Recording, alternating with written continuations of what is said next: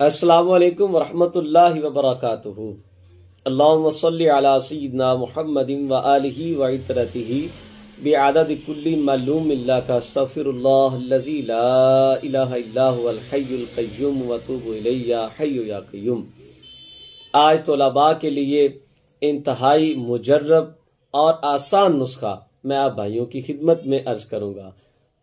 बड़ी पुरानी से पुरानी भूली बातें ये नुस्खा इस्तेमाल करने से याद हो जाती हैं। हब्बे नसियान के नाम से हमारे दवाखाना पर यह हर वक्त नुस्खा तैयार मिलता है। इज्जा इसके नोट फरमा लें।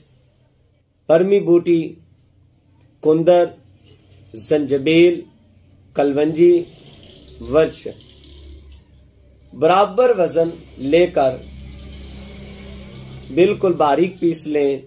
पानी से इसकी नाखुदी गोलियां चने के बराबर छोटी छोटी गोलियां बना लें।